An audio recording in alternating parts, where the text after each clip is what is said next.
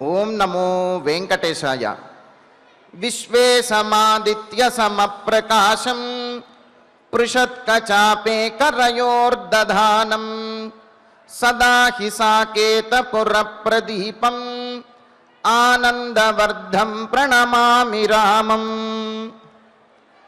రమ్యమైనటువంటి కోదండమును ధరించి సూర్యునితో సమానమైనటువంటి ప్రకాశముతో విరాజిల్లుతూ సాకేత మండపమున ఆనందమూర్తిగా భక్తులను అనుగ్రహిస్తున్నటువంటి శ్రీరామచంద్రునికి నమస్కరిస్తూ తదభిన్న స్వరూపుడైనటువంటి ఆ శ్రీనివాసుని యొక్క దయానుగ్రహ విశేషం చేత సమస్త మానవాళికి ధర్మ తత్పరతను సకల కార్యసిద్ధిని చేకూర్చాలన్నటువంటి సంకల్పంతో తిరుమల తిరుపతి దేవస్థానం వారు నిర్వహిస్తున్నటువంటి శ్రీమద్ రామాయణం అయోధ్యాకాండ ప్రవచన పారాయణ కార్యక్రమంలో నేటికి మనం 394వ రోజులోకి ప్రవేశించాం. ఈ కార్యక్రమంలో ముందుగా త్యాగరాజస్వామి వారి సంకీర్తన అయినటువంటి రామనామం భజరే అనేటటువంటి సంకీర్తనను శ్రీమాన్ పి శ్రీనివాస్ కుమార్ గారు అన్నమాచార్య ప్రాజెక్టు కళాకారులు వారి బృందం యొక్క సహకారంతో ఆలపిస్తారు. శ్రవణం చేద్దాం. ఓం నమో వెంకటేశాయ.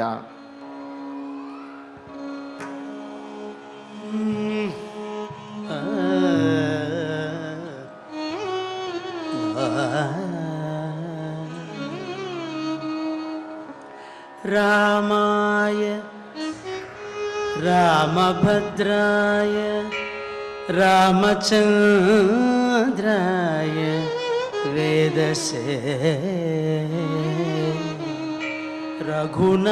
రఘునాథాయ రఘునాథాయ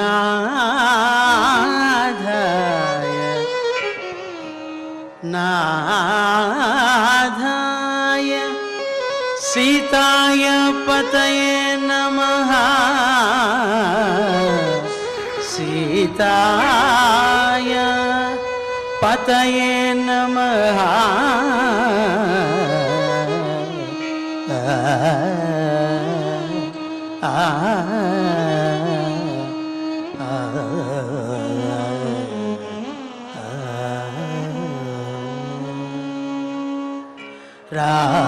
రామనామం భజరే రామనామం భజరే మానస రామనామం భజరే మానస రామనామం భజరే మానస రామనామం భజరే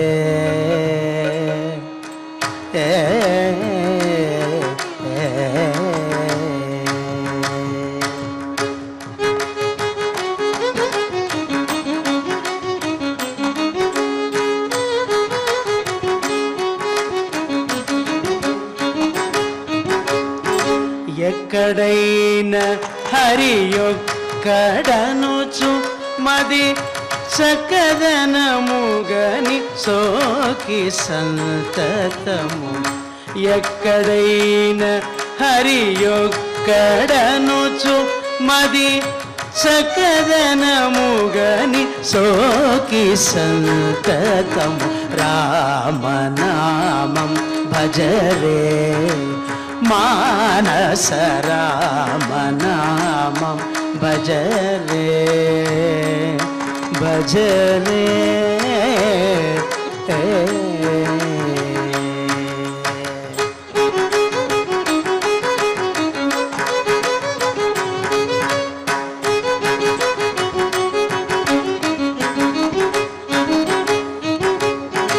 దొంగరీతి తిరుగంగనేల దొంగరీతి తిరుగంగనేల శ్రీరంగని పదముల కౌగిలించుకొని దొంగరీతి తిరుగంగనేల శ్రీరంగని పదముల కౌగిలించుకొని రామనామం భజరే మానస రామనామం భజరే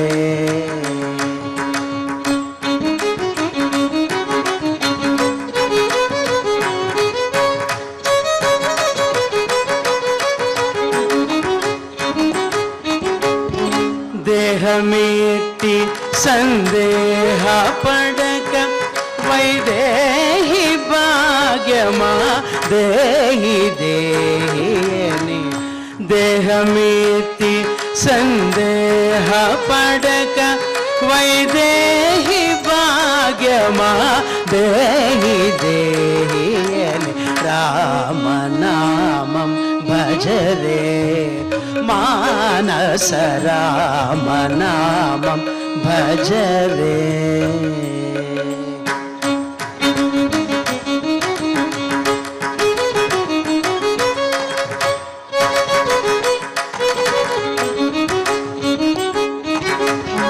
సాధు సజ్జనుల బోధ చేత భవ బాధమానవల్ సాధకంబుతో సాధు సజ్జనుల బోధ చేత భవ బాధమానవల్ సాధకంబుతో రామనామం భజరే మానస రామనామం భజరే.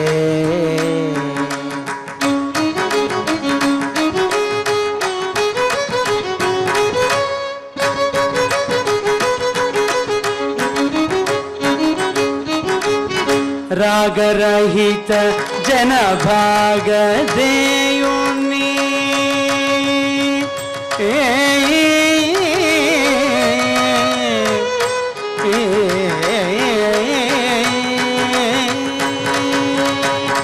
రాగరహిత జనభాగదేయుని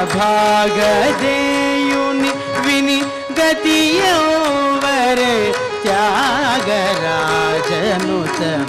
రాగరహిత జనభాగదేయుని వీణాగతియోవరే త్యాగరాజనుత రామనామం భజరే మానస రామనామం భజరే మానస రామనామం భజరే భజరే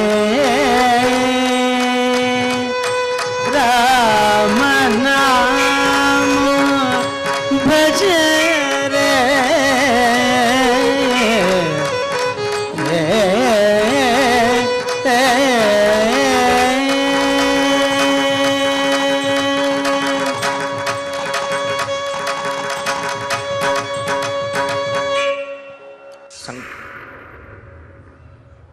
సంకీర్తనను శ్రవణం చేశాం.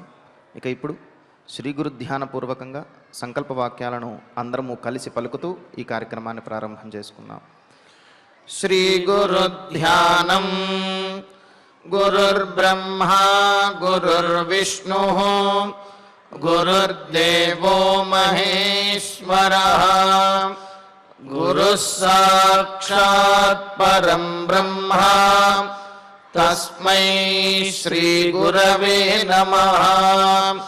శ్రీనివాస ధ్యానం శ్రీ వెంకటాద్రి నిలయః కమలాకాముకః పుమాన్ అభంగుర విభూతిర్నః తరంగయతు మంగళం. అథ సంకల్పః శ్రీమదాదివరాహ క్షేత్రే విరాజమానస్య శ్రీ పద్మావతీ జానేః అఖిలాండకోటి బ్రహ్మాండ నాయకస్య శ్రీరామచంద్ర రూపాంతరస్య భగవతః శ్రీ వెంకటేశ్వర స్వామినః సన్నిధౌ హనుమత్ సీతా లక్ష్మణ భరత శత్రుఘ్న పరివార సమేత శ్రీరామచంద్ర పరబ్రహ్మణః పరిపూర్ణానుగ్రహేణ అస్మిన్ భువనే సమస్తాధివ్యాధీనాం నివారణార్థం భారతవర్షే విద్యా విత్త వాణిజ్య కృషి వైద్య వైజ్ఞానిక దేశరక్షణాదిరంగేషు విద్యమానానాం ఆస్తిక మహాజనానాం సర్వేషాం సకుటుంబానాం ఆయురారోగ్యైశ్వర్య సద్బుద్ధీత్యాది సర్వశుభఫలప్రాప్త్యర్థం ధర్మాచరణద్వారా శ్రీరామరాజ్యస్య పునర్వ్యవస్థాపనార్థం ఉద్యోగార్థినాం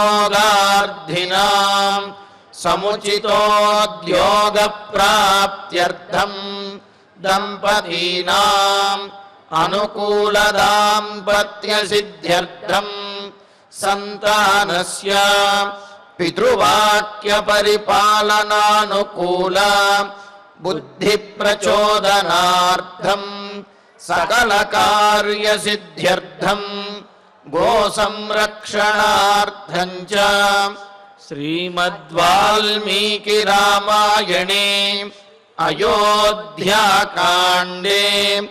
యథాశక్తి శ్లోకం వ్యాఖ్యాన పురస్సరం ఏకపంచాశసర్గ శ్లోక పారాయణం తథా శ్రీధన్వంతరి మంత్ర పారాయణం చ అన్యోన్య సాహాయ్యేన ఆచార్య ముఖేన కరిష్యామహే.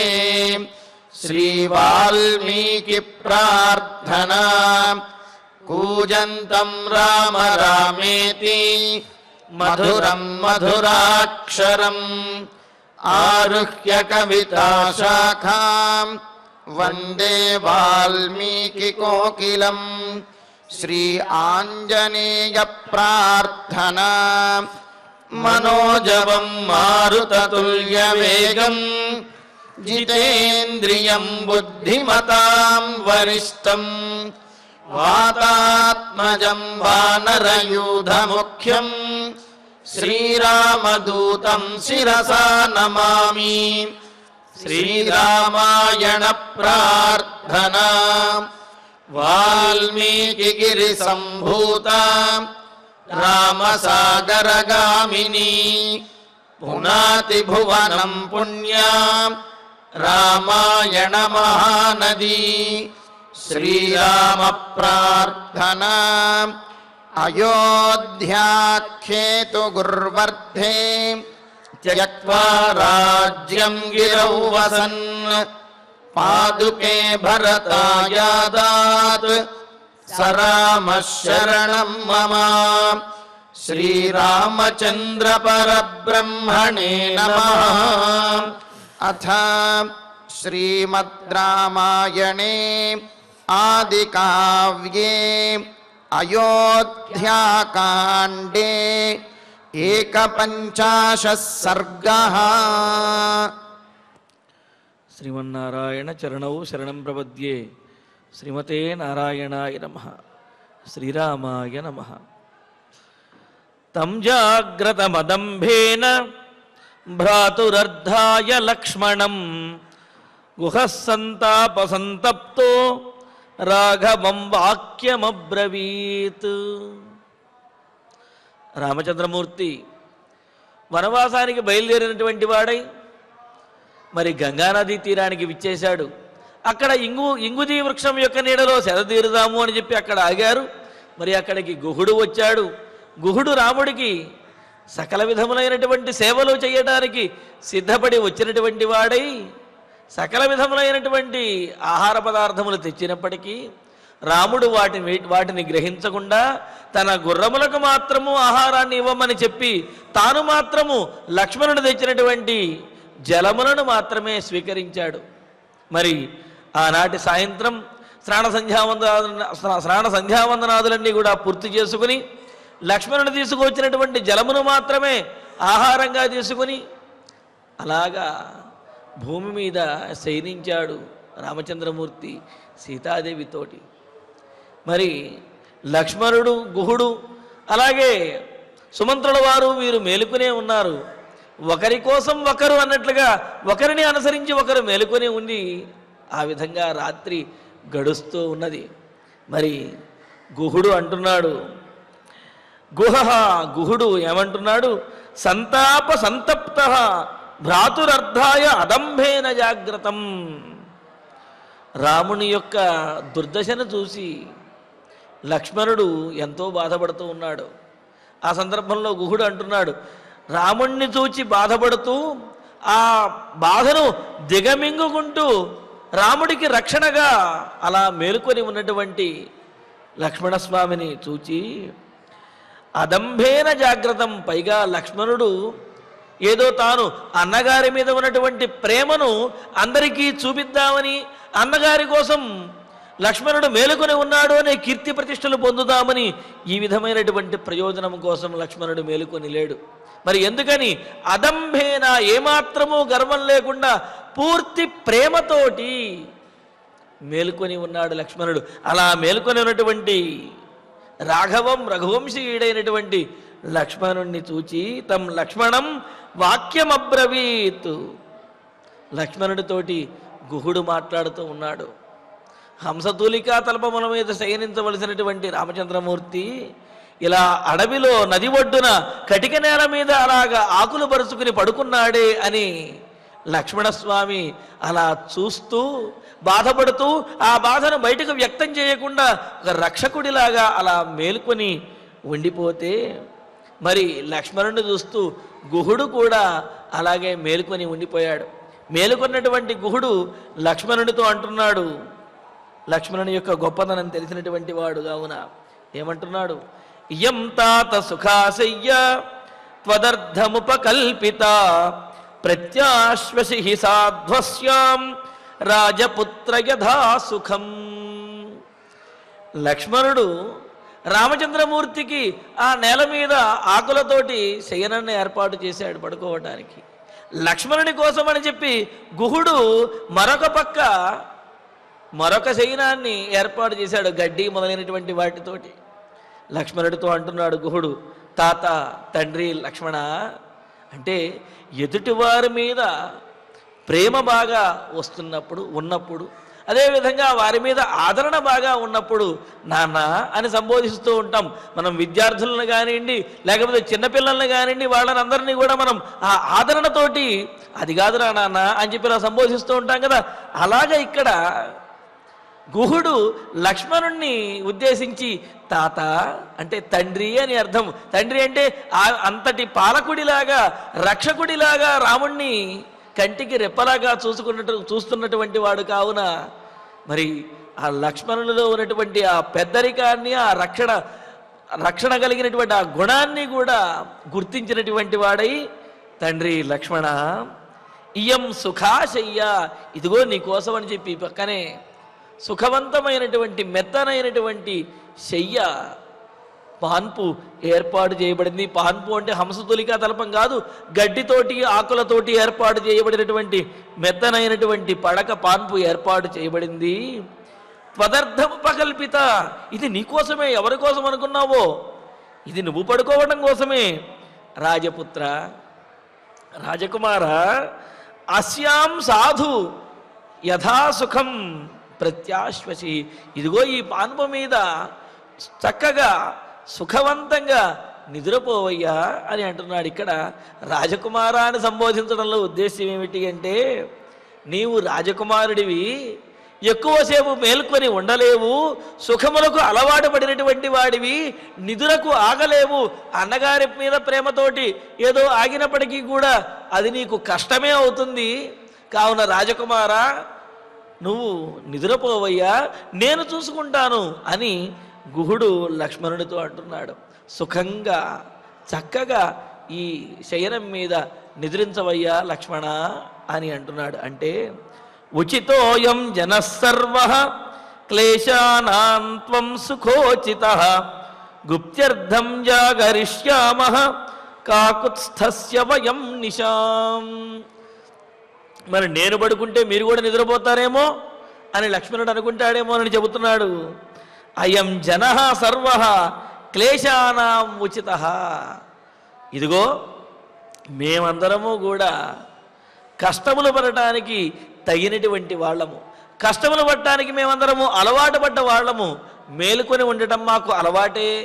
మాలో చాలామంది ఈ వేటాడటం మొదలైనటువంటివి, అదేవిధంగా రాత్రిపూట అడవిలో సంచరించడము, ఇవన్నీ తెలిసినటువంటి వారము కావున మేలుకొని ఉండటం మాకు అలవాటే. కష్టపడ్డం మా శరీరానికి కూడా మాకు అలవాటే. కాబట్టి మేమందరం అడవిలో తిరిగే వాళ్ళం కావున కష్టపడటం అనేది మాకేమీ కొత్త కాదు. కానీ నీవు మాత్రం రాజకుమారుడి కావున కష్టపడటం అనేది నీకు చాలా క్లిష్టతరంగా ఉంటుంది. అదేమిటండి, యుద్ధాల్లో కష్టపడతారు కదా రాజులు అంటే. యుద్ధం వచ్చినప్పుడు ఆ యుద్ధంలో శౌర్య వీర్య పరాక్రమాలలో పోరాడటం వేరు, రాత్రిపూట జాగరణ చేయటం వేరు. యుద్ధంలో పోరాటంలో గొప్పవాళ్లే కానీ రాత్రిపూట జాగారం చేయాలంటే రాజకుమారులు చేయలేరయ్యా. కావున నీవు నిద్రపో, ఈ కష్టములు మేలుకొని ఉండటం మాకు అలవాటే. త్వం సుఖోచితః, నువ్వు రాజకుమారుడు కావున సుఖములు పడటానికే అలవాటు పడ్డవాడివి. సుఖంగా శయనించటమే, రాత్రిపూట నిద్రపోవటమే నీ అలవాటు. మరి మేము వయం కాకుస్థస్య గుప్త్యర్థం, కకుత్స వంశీయుడైనటువంటి రాముణ్ణి రక్షించడం కోసం, రాముని రక్షణ కోసం నిశాం జాగరిష్యామః, ఈ రాత్రి అంతా కూడా మేలుకుంటాము. నిశాయాం అనకుండా నిశాం జాగరిష్యామః అని ప్రయోగించడం ద్వారా అక్కడ ఈ రాత్రి అంతా పూర్తిగా అంటే ఒక్క క్షణం కూడా నిద్రించకుండా, కంటి మీద రెప్ప వేయకుండా మేము రామచంద్రమూర్తిని నిన్ను కాపాడుతూ మేలుకొని ఉంటాము. మాకు ఇది అలవాటే రాత్రిపూట మేలుకోవటం, నీవు మాత్రం ఇలా మేలుకొని ఉండలేవు. కావున నీవు నిద్రించవయ్యా, రాముడి రక్షణ గురించి మేము చూసుకుంటాము అని చెప్పి గుహుడు లక్ష్మణుడితో అంటున్నాడు. నహి రామాత్ ప్రియతమః మమాస్తి భువి కశ్చన బ్రవీమ్యేతదహం సత్యం సత్యేనైవ చ తే శపే. ఎంతసేపు మేలుకున్నా ఏదో ఒక క్షణంలో నిద్ర రావచ్చు కదా అని అంటే, ఏదైనా ప్రియమైనటువంటి వస్తువుని చూచినప్పుడు, ప్రియమైనటువంటి వారి దగ్గర ఉన్నప్పుడు నిదుర అనేది ఉండదు. సహజంగా మనం కూడా చూస్తూ ఉంటాం, ఇంట్లో పిల్లవాడికి ఏదైనా కొత్త వస్తువుని, వాడికి ఇష్టమైనటువంటి వస్తువుని కనుక కొనిపెట్టాము అంటే రాత్రిపూట ఎంతసేపు అయినా దాంతోనే ఆడుతూ ఉంటారు. తల్లిదండ్రులు పడుకోరా అన్నా సరే పడుకోడు. అంటే దాని మీద ఉన్నటువంటి ఇష్టంతో నిద్రను కూడా మరచిపోతాడు. అలాగే ఇక్కడ గుహుడు అంటున్నాడు, నాకు ఎక్కడైనా సరే కంటికి నిద్ర వస్తుందనుకుంటున్నామేమో. రామాత్ ప్రియతమః భువి మమ నాస్తి, రాముడి కంటే ప్రియమైనటువంటి వాడు ఈ భూమండలంలో నాకెవ్వడు కూడా లేడు. కావున అత్యంతము ప్రియమైనటువంటి వాడైన రాముణ్ణి చూస్తూ నేను అలా మేలుకొనే ఉంటాను తప్ప, రాముడి కోసము నేను మేలుకొనే ఉంటాను తప్ప నాకు నిద్ర అనేది రాదు అని అంటూ, ఏతత్తే సత్యం బ్రవీమి, నిజంగా చెబుతున్నానయ్యా లక్ష్మణ,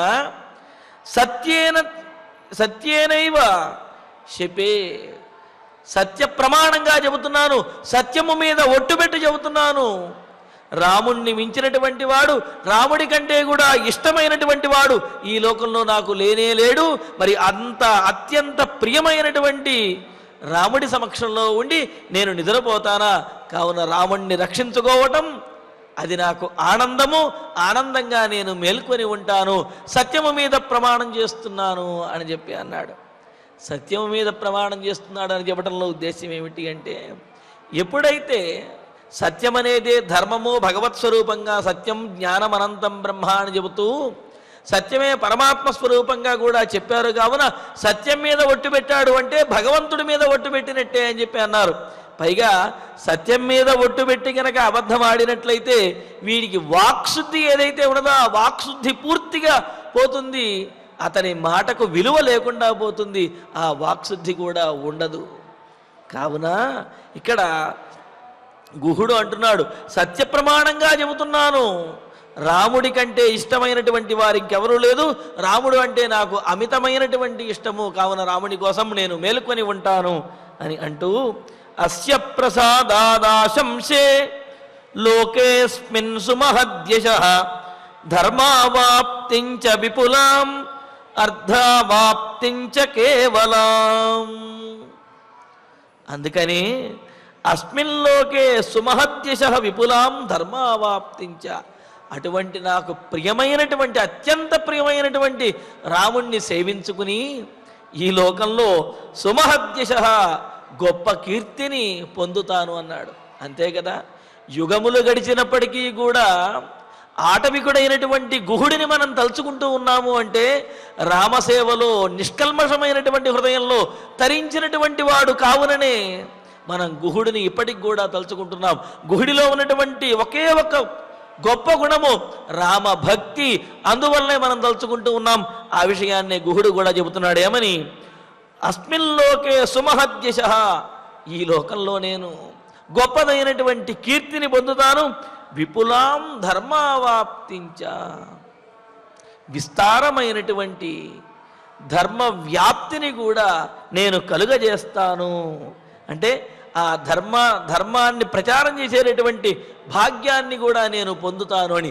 ఏమిటి ధర్మము అంటే రాజకుమారుడు, అందులోనూ కూడా గుణవంతుడైనటువంటి వాడు, సద్గుణోపేతుడు, సకల జగద్రక్షకుడు అయినటువంటి రామునికి రక్షణ కల్పించినటువంటి వాడినై నేను కీర్తిని పొంది ధర్మాన్ని ఆచరించినటువంటి వాడిని అవుతాను. అంటే ఎవరైతే సద్గుణములు కలిగినటువంటి వారు, పరోపకార పరాయణులు, ధర్మాన్ని ఆచరించేవారు ఎవరైతే ఉంటారో వారిని సంరక్షించడం, వారు తమ ప్రాంతాలకు వచ్చినప్పుడు వారి యొక్క రక్షణను చూసుకోవటం అక్కడ ఉన్నటువంటి నాయకుల యొక్క కర్తవ్యము. ఆ కర్తవ్యం పాలించడమే ధర్మము. మరి ఈ ప్రాంతానికి నేను నాయకుడినిగా ఉన్నాను కావున ఇక్కడికి వచ్చినటువంటి రాముణ్ణి రక్షించుకోవటం నా ధర్మము. ఆ ధర్మం నేను ఊరికినే పాటించడం లేదు, అలా రాముణ్ణి రక్షించడం ద్వారా నాకు ఈ లోకంలో గొప్పదైనటువంటి కీర్తి వస్తుంది. కావున ఆ కీర్తిని నేను పొందుతానయ్యా. ఆ రాముణ్ణి రక్షించేటటువంటి బాధ్యత నాది. లక్ష్మణ, నీవు నిదురించవయ్యా అని అంటున్నాడు. అంటూ మరి ఈ కీర్తిని మరో రకంగా పొందొచ్చు కదా, మిగతా వారిని రక్షించి పొందొచ్చు కదా. అంటే రాముని ద్వారా వచ్చినటువంటి కీర్తే నాకు కావాలి తప్ప వేరే రకంగా వచ్చినటువంటి కీర్తితోటి నాకు అవసరం లేదు, దాంతో నాకు పని లేదు అని అంటూ అస్య ప్రసాదాత్ ఆశంసే, కేవలం అస్య ప్రసాదాత్, కేవలం రాముని యొక్క అనుగ్రహంతో రాముణ్ణి సేవించి మాత్రమే నేను కీర్తిని గడించాలనుకుంటున్నాను, కీర్తి ప్రతిష్టలు పొందాలనుకుంటున్నాను తప్ప వేరే వారి ద్వారా వచ్చేటటువంటి కీర్తి ప్రతిష్టలు నాకు అవసరం లేదు. రామానుగ్రహం ద్వారా వచ్చేటటువంటి కీర్తినే నేను పొందాలనుకుంటున్నాను అని అంటూ సోహం ప్రియ సఖం రామం శయానం సహ సీతయా రక్షిష్యామి ధనుష్పాణి సర్వతో జ్ఞాతిభిః సహ. అటువంటి నేను ఎటువంటి రాముని యందే అమితమైనటువంటి ప్రేమ, అభిమానము, భక్తి కలిగినటువంటి వాడిని, రాముణ్ణి తప్ప ఎవరిని కూడా ఆశ్రయించినటువంటి వాడిని, రాముణ్ణి సేవించడం ద్వారానే కీర్తిని పొందాలి అని చెప్పి రాముణ్ణి సేవించడమే నా ధర్మంగా భావిస్తున్నటువంటి నేను జ్ఞాతిభిః సహా, ఇదిగో మా బంధువులందరితో కలిసి, మా వాళ్లతో కలిసి ధనుష్పాణి, ధనుస్సును ధరించినటువంటి వాడినై, సహా ప్రియసఖం రామం సర్వతః రక్షిష్యామి, సీతమ్మతో కూడి ఉన్నటువంటి వాడు రామం, అటువంటి రామచంద్రుడు, పైగా నాకు ఎటువంటి వాడు ప్రియసఖం, ప్రియమైనటువంటి మిత్రుడు, నాకు ప్రియమైనటువంటి మిత్రుడు, సీతాదేవితో కూడి శయనించి ఉన్నటువంటి వాడైన రామచంద్రుణ్ణి సర్వతః రక్షిష్యామి, ఒకవైపు నుండి కాదు అన్ని వైపుల నుండి, అన్ని దిక్కుల నుండి కూడా నేను రక్షిస్తాను. చుట్టూ ఒక వలయంలాగా మీకు రక్షణగా ఉంటాను. రాముడి రక్షణకు వచ్చినటువంటి ఇబ్బంది ఏమీ లేదు, కావున నీవు నిశ్చింతగా నిద్రపోవచ్చు లక్ష్మణ అని లక్ష్మణస్వామికి ఒక శయ్యను చూపించి అక్కడ పడుకోవయ్యా, రాముని రక్షణ గురించి నేను చూసుకుంటాను, ఆ అవకాశాన్ని ఈ రోజుకి నాకు అనుగ్రహించమని చెప్పి గుహుడు లక్ష్మణస్వామితోటి చెబుతున్నాడు. చెబుతూ నహిమే విదితం కించిత్ వనేస్మిన్ చరతః సదా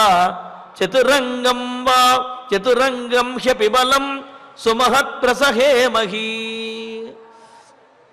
మరి మాకంటే ఇక్కడ లక్ష్మణస్వామి ఉద్దేశం మాకు దివ్యాస్త్ర శస్త్రాలు తెలుసు కాబట్టి అన్ని వైపుల నుండి కూడా రక్షించడం అనేది మాకు కుదురుతుంది.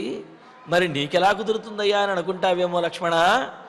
ఈ అడవిలో ఉన్నటువంటి ప్రతి అణువు కూడా నాకు తెలుసు.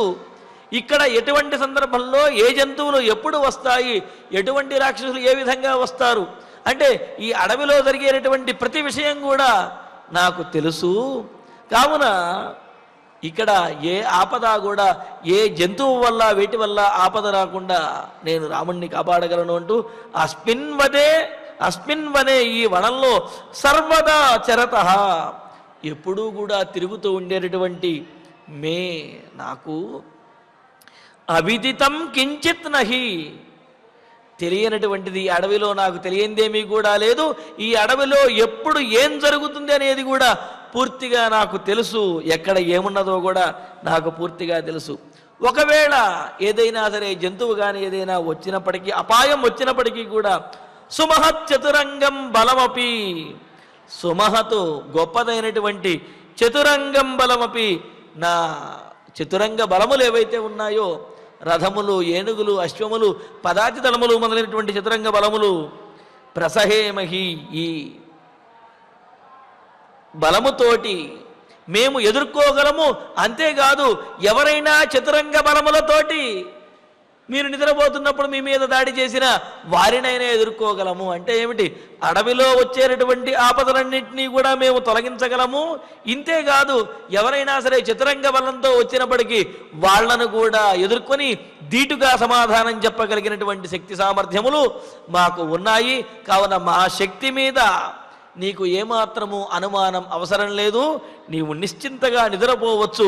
రాముని యొక్క రక్షణ నేను చూసుకుంటాను అని చెప్పి అంటున్నాడు. అంటూ లక్ష్మణస్తం తథోవాచ రక్ష్యమాణాస్త్వయా నఘా నాత్ర భీతా వయం సర్వే ధర్మమేవానుపశ్యత. మరి ఈ విధంగా నిదురించమని చెబుతున్నటువంటి గుహునితోటి లక్ష్మణుడు అంటున్నాడు. తదా లక్ష్మణ అప్పుడు లక్ష్మణుడు ఆనందంతో అదేవిధంగా ఆదరంతో మాట్లాడుతున్నాడు. తం గుహం ఉవాచ అనఘా దోషరహితుడా, మనస్సులో ఎటువంటి కల్మషము కూడా లేనటువంటి వాడా, రాముణ్ణి సేవించాలి అనే పరిపూర్ణమైనటువంటి మనస్సుతో తహతహలాడుతున్నటువంటి దోషరహితుడైనటువంటి ధర్మాన్ని పాటించాలి అని భావిస్తున్నటువంటి ఓ గుహునితో అంటున్నాడు. అనుపశ్యతాత్వయ నీ దృష్టిలో ఉన్నటువంటి మాకు, నీ కనుచూపు మేరలో ఉన్నటువంటి మాకు, నీ రక్షణలో ఉన్నటువంటి మాకు త్వయా రక్ష్యమాణాః నీ చేత రక్షించబడుతున్నటువంటి వయం మేమందరము కూడా అత్ర నభీతాః ఏమాత్రం భయం లేకుండా ఉన్నాము. ఎందుకంటే గుహుడివి నువ్వు ఉన్నావు, ఈ ప్రాంతం అంతా తెలిసినటువంటి వాడివి, మా యందు ఆదరం కలిగినటువంటి వాడివి, పైగా బల పరాక్రమాలు కలిగినటువంటి గుహుడివి నువ్వు ఉండగా ఇక్కడ మాకు వచ్చినటువంటి కష్టము కానీ ఇక్కడ మాకు వచ్చినటువంటి భయము కానీ అనుమానము కానీ ఏమాత్రము లేదు. పైగా నువ్వు కీర్తి కోసమో లేకపోతే గర్వం కోసమో నీ శక్తి సామర్థ్యాలు ప్రదర్శించడం కోసమో ఇక్కడ సేవకు రాలా. ధర్మం ఏవా నీ ధర్మంగా భావించి ఆదరంతో భక్తితోటి నీవు మమ్మల్ని సేవించడానికి, రాముణ్ణి రక్షించడానికి, రామసేవ కోసం నీవు వచ్చావు. అటువంటి నీ రక్షణలో ఉన్నటువంటి మాకు ఏమాత్రము భయం అనేదే లేదు. మరి భయం లేనప్పుడు లక్ష్మణుడు ఎందుకు నిద్రపోవటం లేదు అని గుహుడు అడుగుతాడు కదా. దానికి సమాధానం చెబుతున్నాడు. కథం దాశరథౌ భూమౌ శయనే సహ సీతయా శక్యా నిద్రా మయా లబ్ధం జీవితం వా సుఖాని చ. గుహ నాకు నిద్ర పట్టకపోవటానికి కారణం నేనేదో రాముణ్ణి రక్షించాలి అని భావిస్తున్నాను అనుకుంటున్నావేమో. ఆ ఉద్దేశ్యం నాకు లేదు. ఎందుకంటే నాకు రక్షకుడిగా నువ్వు ఉన్నప్పుడు వేరే వాడి యొక్క అవసరం అనేది ఇక్కడ లేదు. కావున నేను ప్రత్యేకంగా రక్షించవలసిన అవసరం లేదు. మరి ఎందుకు మేలుకున్నాను అనుకుంటావా? దాశరథి దశరథ మహారాజు యొక్క దశరథ చక్రవర్తి యొక్క కుమారుడు సుకుమారుడు పుష్పశయ్యల మీద శయనించవలసినటువంటి వాడు అయిన రామచంద్రుడు సీతయా సహా పైగా సీతాదేవితో కూడినటువంటి వాడై. ఎటువంటిది సీతాదేవి? అసూర్యం పశ్చాహ అని అంటారు. అంటే ఏమిటి? ఎండ కన్నెరగనటువంటిది, ఎండలోకి వస్తేనే కందిపోయేటటువంటిది, ఎండను కూడా ఎరగకుండా అంతఃపురంలోనే సుఖంగా పెరిగినటువంటిది జనక మహారాజు యొక్క గారాల పట్టి అయిన సీతాదేవి. ఆ సీతాదేవితో కలిసి భూమౌ శయనే సతి, అలాగ కటిక నేల మీద పడుకొని ఉంటే, అలా పడుకొని ఉన్నటువంటి రామచంద్రుణ్ణి చూస్తే మయా నిద్రాలబ్ధం కథం శక్య, నాకు నిద్ర ఎలా వస్తుంది? అంతటి గొప్పవాడైనటువంటి రామచంద్రమూర్తి, అంతటి సుకుమారవతి అయినటువంటి సీతాదేవి ధర్మాన్ని మాత్రమే పాటించడం కోసం, ధర్మం కోసం, తండ్రి మాట కోసం కట్టుబడి ఇలాగ కష్టాలు పాలై కటిక నేల మీద పడుకొని ఉంటే వారిని చూస్తూ నాకు నిద్ర ఎలా పడుతుందయ్యా? నిద్ర పట్టడం లేదు. జీవితం వా సుఖాని వా లబ్ధం కథం శక్యాని, లేకపోతే ఇది నా జీవితం, నేను ఈ విధంగా అనుభవించాలి, ఈ జీవితంలో సుఖంగా ఉండాలి అనే ఆలోచనే నాకు లేదు. అంటే ఏమిటి? అసలు నిద్రే పట్టనప్పుడు ఇక జీవితం మీద ఆలోచన ఏమిటి, జీవితంలో సుఖాల మీద ఆలోచన ఏమిటి? కావున నాకు నిదుర పట్టక నేను మేలుకొని ఉన్నాను తప్ప నిదుర ఆపుకొని బలవంతంగా రాముణ్ణి రక్షించాలి అని చెప్పి నేను మేలుకొనలేదు. సుకుమారుడైనటువంటి రామచంద్రమూర్తి, ధర్మానికి నిలబడినటువంటి రామచంద్రమూర్తి, జనక మహారాజు గారాలు పట్టినటువంటి సీతాదేవి, వీరిరువురు అలా కటిక నేల మీద పడుకొని ఉంటే వారిని చూస్తుంటే నాకు నిద్ర రావటం లేదు, అసలు జీవితం మీద ఆశే లేదు. అలాంటప్పుడు ఇంకా సుఖం గురించి నేనెక్కడ ఆలోచిస్తాను అని లక్ష్మణుడు తన అన్నగారికి పడుతున్నటువంటి కష్టములను చూచి తనకు నిద్ర రావటం లేదు అనే విషయాన్ని చెప్పాడు. ఇది మనందరికీ కూడా అనుభవంలో ఉన్నటువంటి విషయములే.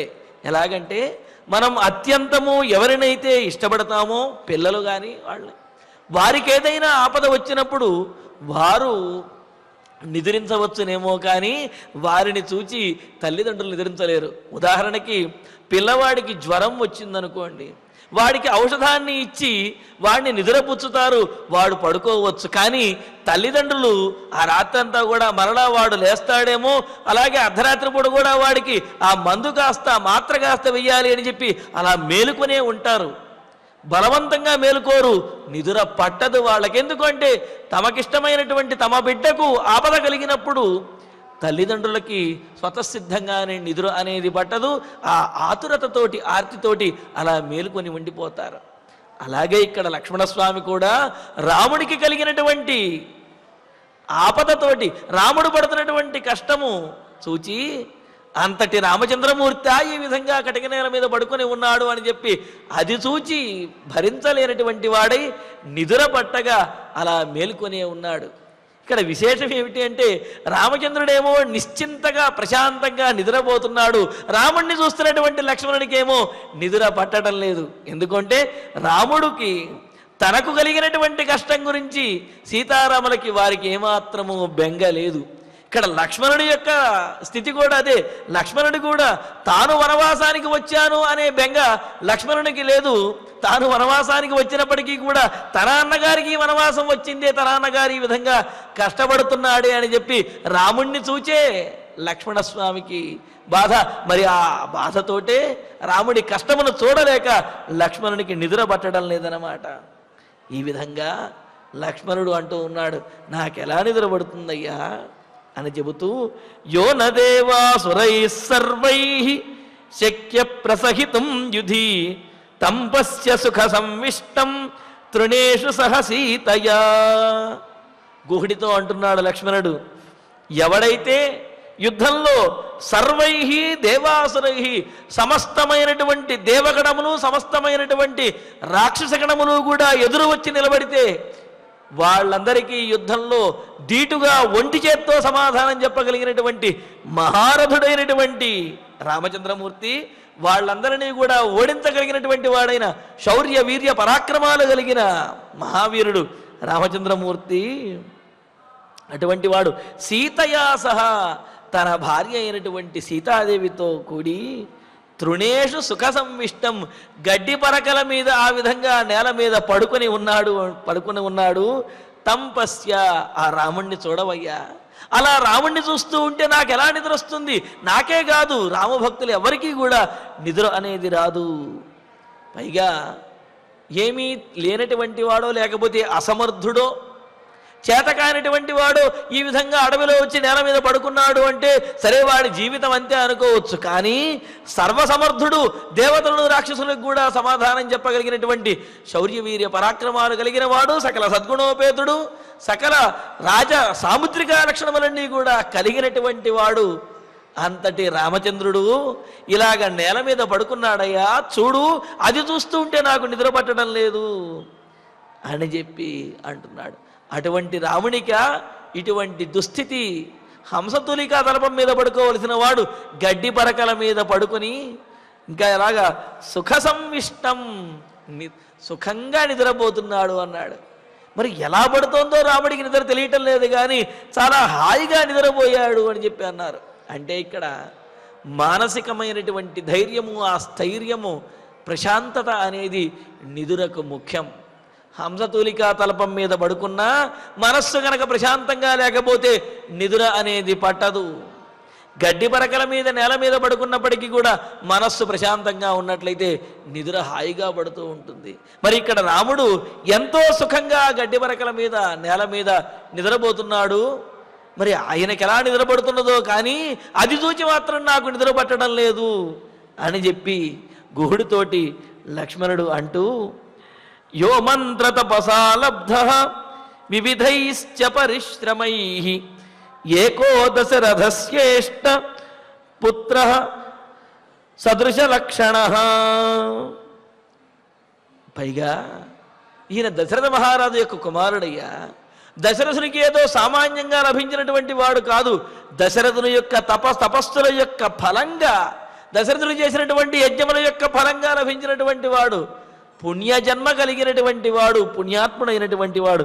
యహ దశరథస్య మంత్ర తపస, ఏ రాముడైతే దశరథుని యొక్క మంత్రోపాసన వల్లను, తపస్సు వల్లను, యజ్ఞయాగాది క్రతువులను ఆచరించడం వల్లను ఇలాగా వివిధై పరిశ్రమై ఇన్ని రకాలుగా పరిశ్రమ చేస్తే, ఇక్కడ మనకు దశరథుడు వెంకటాచలంలో కూడా తపస్సు చేసినట్లుగా మనకు వెంకటాచల మహత్యంలో మనకు ప్రమాణం అనేది ఉన్నది.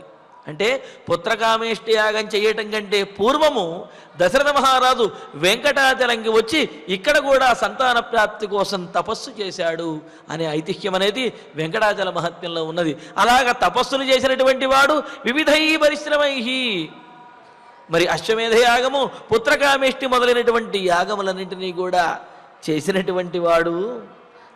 అటువంటి దశరథునికి పుత్ర ఏకః ఇష్ట, పుత్రుడిగా ఉండి నలుగురిలోనూ కూడా అత్యంతము ప్రియమైనటువంటి వాడు. దశరథుడికి నలుగురు సంతానం కలిగితే నలుగురిలోనూ కూడా అత్యంతము ప్రియమైనటువంటి వాడైన ఇష్ట.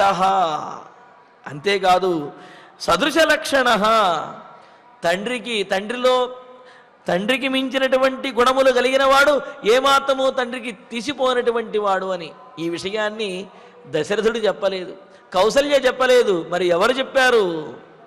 అయోధ్యాపుర ప్రజలు చెప్పారు. బహవో నృప కళ్యాణ గుణా సంతితే పుత్రస్య అని అంటూ, దశరథ మహారాజా, మీరు రాజుగా ఉండగా మీరు రాముణ్ణి రాజుని చేస్తాననగానే వెంటనే సరే ఆ పని చెయ్యండి, వెంటనే రాముణ్ణే రాజుని చెయ్యండి, మీరు తప్పుకోండి అని మేము ప్రత్యక్షంగా అనకపోయినా మా ఉద్దేశ్యం అదే. ఎందుకు అంటే, దశరథ మహారాజా, మీకంటే కూడా మీ కుమారుడైనటువంటి రాముడిలో అనేకమైనటువంటి కళ్యాణ గుణములు ఉన్నాయి, ఆ గుణములే మా చేత ఈ విధంగా పరికిస్తున్నాయి అని చెప్పి సామాన్యులైనటువంటి ప్రజలు కూడా గుర్తించగలిగినటువంటి గొప్ప గుణములన్నీ కూడా కలిగినటువంటి వాడు రామచంద్రమూర్తి. అలాగా అందరి యొక్క మన్ననలను పొందినవాడు, తండ్రికి సరి అయినటువంటి వాడు, తండ్రి లక్షణములన్నీ పైగా స్వకీయమైనటువంటి అనేక కళ్యాణ గుణములు కలిగినటువంటి వాడైన రామచంద్రుడు. అటువంటి లక్షణములు కలిగినటువంటి ఏ రామచంద్రుడైతే ఉన్నాడో ఆయన అస్మిన్ ప్రవ్రాజితే రాజా నచిరం వర్తయిష్యతి. అటువంటి రామచంద్రుడికి దూరమైనటువంటి ఆ దశరథ మహారాజు జీవించగలడా అంటే, లక్ష్మణుని యొక్క ఆలోచనలను చూడండి. ఇక్కడ ఎదురుగా ఉన్నటువంటి రాముడిని చూస్తూ రాముడికి ఈ స్థితి కలిగిందే అని చెప్పి బాధపడుతూ ఉన్నాడు. మరొక పక్క ఇంతటి గొప్పవాడైన రాముడికి దూరమైనటువంటి దశరథుడు జీవించగలడా? అసలు ఎలా ఉండగలుగుతున్నాడు? ఎదురుగా ఉన్నటువంటి రాముడిని చూస్తూనే నాకు ఇంత కష్టం కలుగుతుంటే, రాముడికి దూరమై రాముడి మీదే ప్రాణములు పెట్టుకుని బతుకుతున్నటువంటి దశరథ మహారాజు ఎలా జీవించగలడు అంటూ అస్మిన్ ప్రవ్రాజితే, ఈ రామచంద్రుడు ప్రవ్రాజితే వనవనకు వెళ్ళగా, తండ్రిని విడిచిపెట్టి అడవికి వెళ్ళగా, రాజా చిరం నవర్తయిష్యతి, మహారాజు దశరథ మహారాజు రాముడిని విడిచి ఎక్కువ కాలం జీవించలేడు.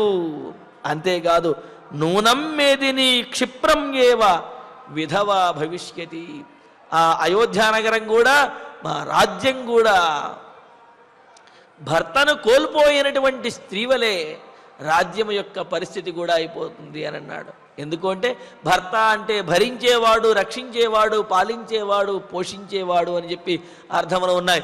అటువంటి పోషకుడు, రక్షకుడు, భరించేవాడు అయిన రామచంద్రుడు ఆ అయోధ్యానగరం నుండి దూరం అయిపోవటంతో అయోధ్యానగరము భర్తకు దూరమైనటువంటి స్త్రీవలే అనాథలాగా అయిపోతుంది.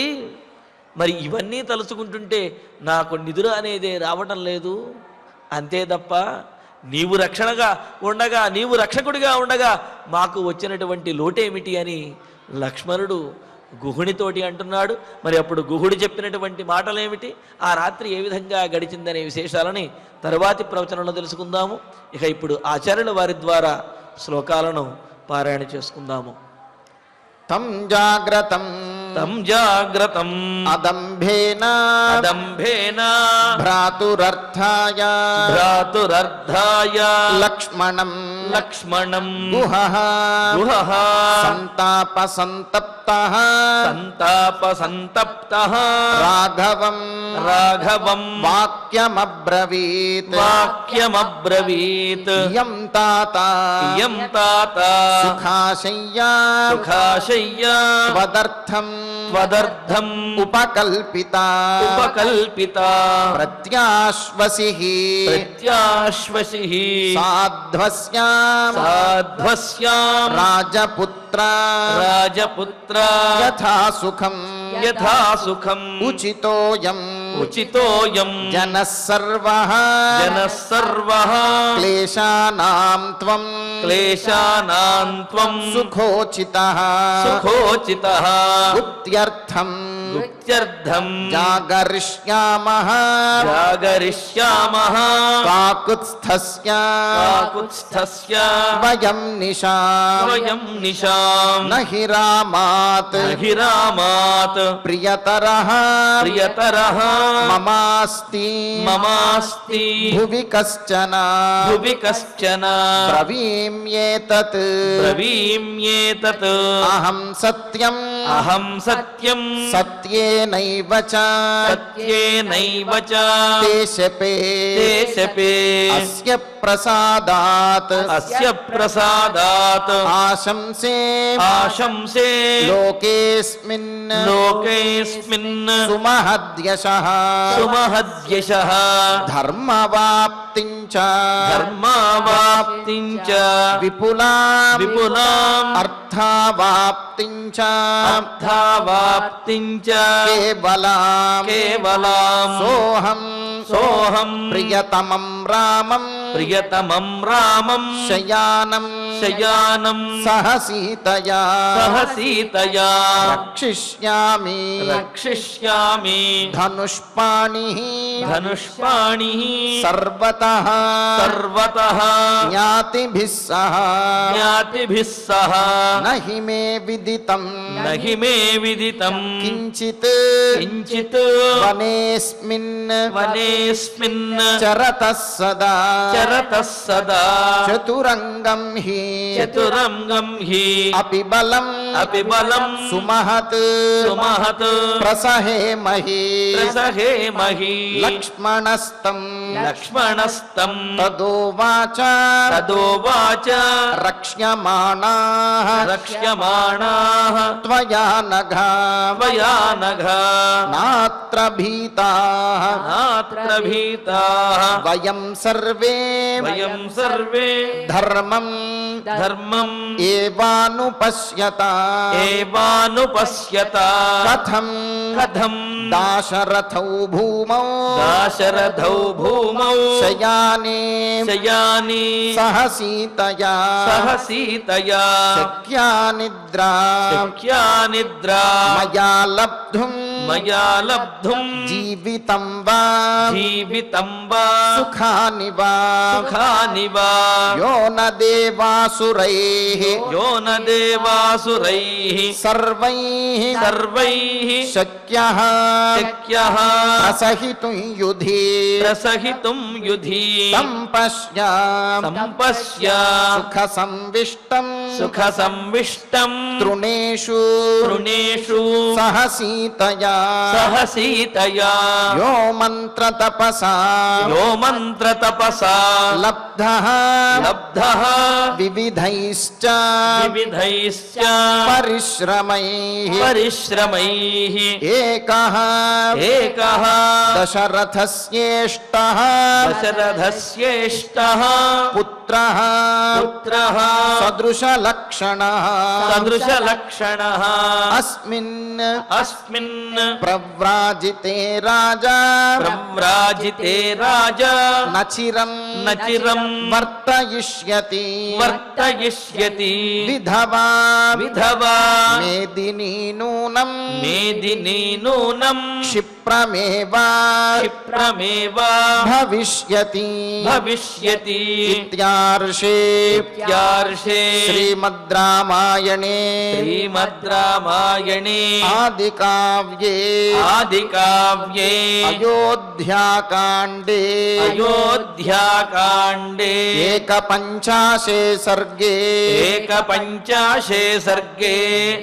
12 శ్లోకాః ఫలశ్రుతి నుండి మంగళాంతం వరకు అందరము కలిసి పఠిద్దాం. ఫలశ్రుతి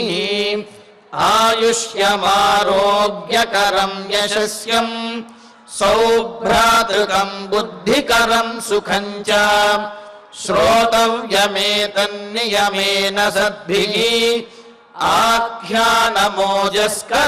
ఆఖ్యానమోజస్కరమృద్ధికామైః శ్రీరామచంద్ర పరబ్రహ్మణే నమః.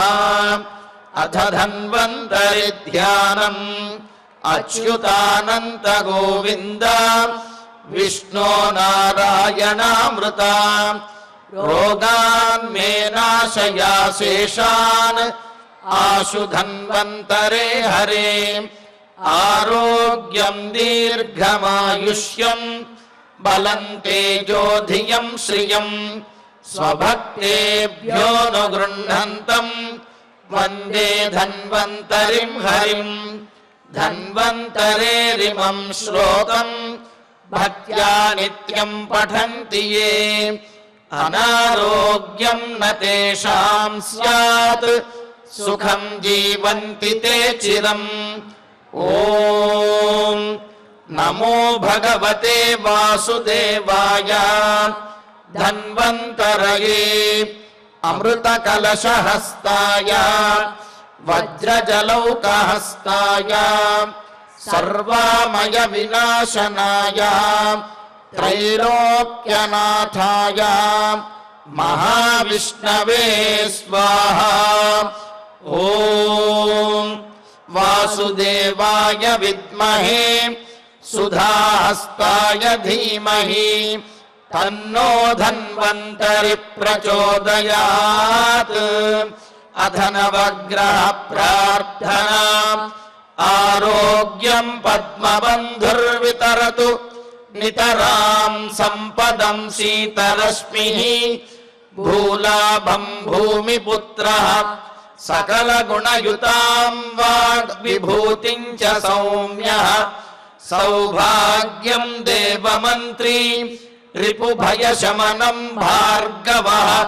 శౌర్యమార్కిః దీర్ఘాయుః సైంహికేయః విపులతరయశః కేతుః ఆచంద్రతారం అరిష్టాని ప్రణశ్యంతు దురితాని భయాని చ శాంతిరస్తు శుభం మేస్తు గ్రహాః కుర్వంతు మంగళం అథ క్షమా ప్రార్థనా యదక్షరపదభ్రష్టం మాత్రాహీనం చ యద్భవేత్ తత్సర్వం క్షమ్యతాం దేవా నారాయణ నమోస్తుతే అథ భగవత్ సమర్పణం కాయేన వాచా మనసేంద్రియైర్వా బుద్ధ్యాత్మనా వా ప్రకృతే స్వభావాత్ కరోమి యద్యత్ సకలం పరస్మై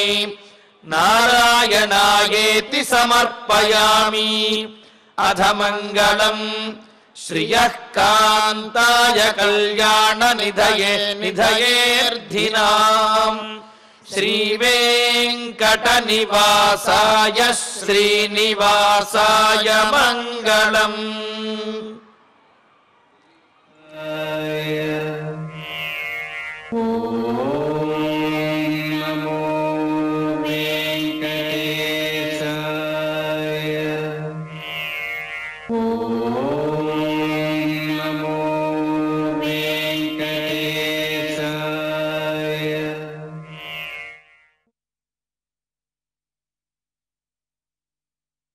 ఓం